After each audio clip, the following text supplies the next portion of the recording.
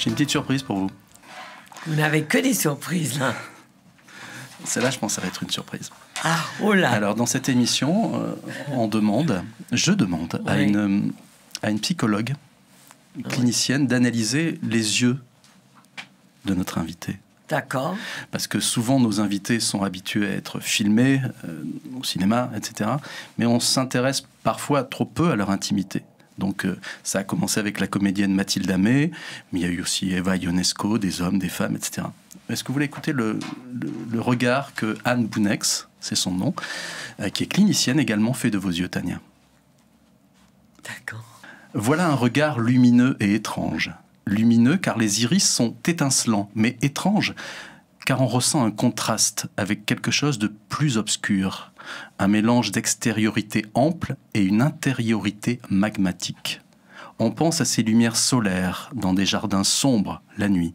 Ces lueurs n'éclairent pas, mais disent délicatement et efficacement une présence en vous invitant à avancer dans le noir. Vous croisez par hasard ces yeux-là, les vôtres, Tania, et vous êtes happé par cette lumière ambiguë. C'est la même sensation que celle ressentie parfois quand, sur un trottoir, un sourire de biais nous est anonymement destiné. Sans doute est-ce ce qu'on appelle un regard accrocheur. Vous êtes interpellé en un clin d'œil et de façon mutine. Ce regard est vif, furtif, légèrement appuyé. Vous comprenez que c'est à prendre ou à laisser. L'échange, c'est pour tout de suite ou ce ne sera pas. La vie, c'est maintenant. Il y a une forme d'urgence. Vous êtes invité avec légèreté à un embarquement pour des sentiers non battus.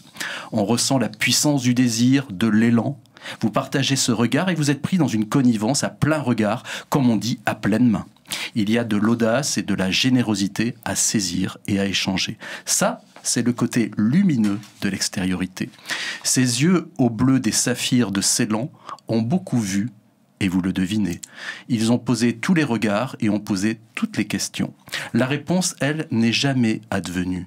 C'est pour cela que ce regard vous interpelle avec une dérision souriante. Il semble surfer sur le réel, mais en même temps semble vous dire que le réel n'a pas lieu, que tout va si vite que rien n'est vrai. Illusion de nos regards sur la surface de nos vies, illusion d'optique. Voilà la dérision de ces yeux, où l'on est Sisyphe, où l'on choisit de rire.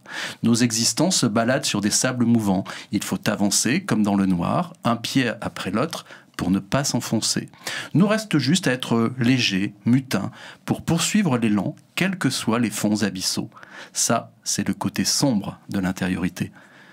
Alors au final, comment ne pas être heureux de partager ce regard à l'humour aigu, quand on sait l'endroit et l'envers, le dessus et le dessous, la lumière et les ombres de nos existences? Waouh! Elle a commencé sans vous connaître. Je lui ai envoyé quelques captures d'écran, sans savoir que vous étiez comédienne. Ensuite, elle a compris. Est-ce que vous vous reconnaissez? Alors, je sais que c'est pas facile de réagir à chaud. Vous vous reconnaissez? Oui. La vie, c'est maintenant.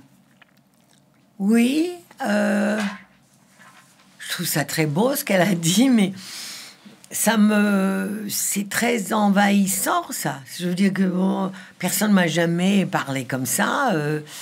Il faudrait que je le réécoute. Oui, bien sûr. Pour vraiment prendre ça pour moi, quoi. J'ai l'impression d'entendre de quelqu'un d'autre, voilà.